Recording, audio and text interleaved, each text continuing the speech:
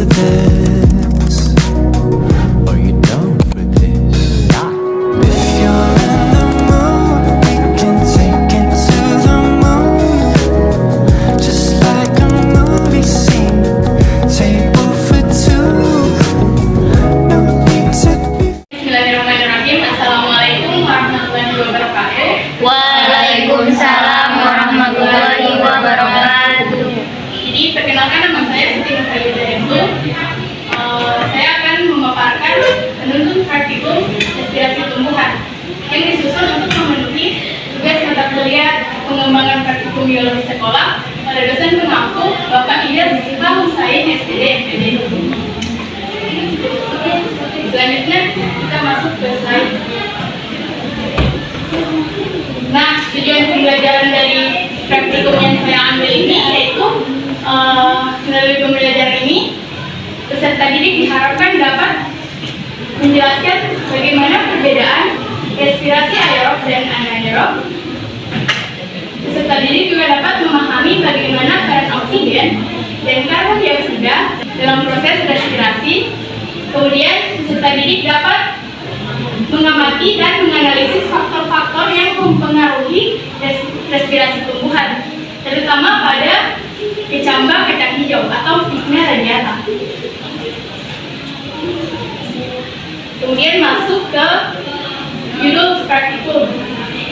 Nah, jadi judul praktikum yang saya ambil yaitu mengenai pengukuran laju respirasi kecambah kacang hijau atau Vigna radiata dengan mengamati bagaimana produksi CO2 yang dihasilkan.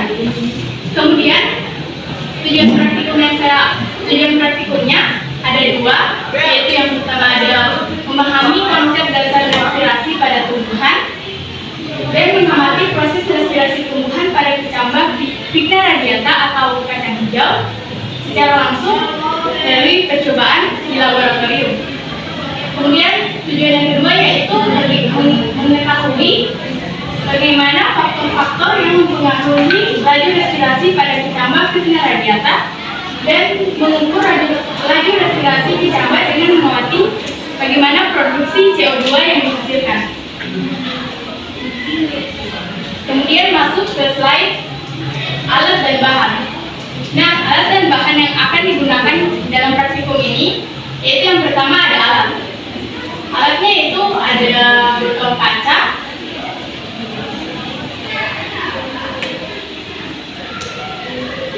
kemudian ada pipet tetes, ada termometer, ada stopwatch atau timer, dan juga ada kertas label. Kemudian masuk ke bahan, yaitu bahan yang pertama ada kecambah kacang hijau itu sendiri yang berukuran 100 gram. Kemudian ada larutan KOH jumlah 50 ml dan lain. Kemudian kita masuk ke prosedur kerja. Nah, dalam praktikum ini pertama kita menyiapkan terlebih dahulu 2 botol kaca, kemudian kita memberi label keduanya. Ada label yang menggunakan kecambah, ada juga label yang tanpa kecambah. Kemudian kita akan memasukkan 100 gram kecambah kacang hijau itu ke dalam botol A atau yang sudah diberi label yang diberi kecambah. Prosedur kerja yang ketiga yaitu kita akan memasukkan 50 ml larutan KOH 0,1 ml yang berjumlah 50 ml ke dalam gelas kaca yang sudah disiapkan. Kita akan memasukkan 50 ml larutan KOH 0,1 m yang berjumlah 50 ml ke dalam gelas kaca, lalu ditutup dengan rapat. Untuk perlakuan selanjutnya yaitu perlakuan di gelas kaca B, perlakuan kontrol, kita akan memasukkan kembali 50 ml larutan KOH 0,1 m yang berjumlah 50 ml ke dalam gelas B. Kemudian setelah semua proses selesai, kita akan mendiamkan kedua botol tersebut selama 1 jam pada suhu ruang.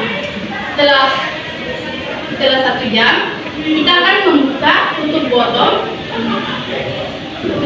kaca dan kita akan menambahkan 2-3 tetes indikator fenolphthalein ke dalam larutan KOH di masing-masing botol.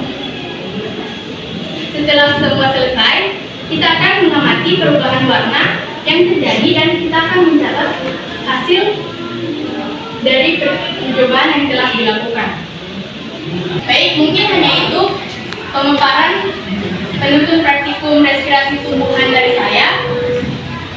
Terima kasih. Assalamualaikum warahmatullahi wabarakatuh. Waalaikumsalam warahmatullahi wabarakatuh.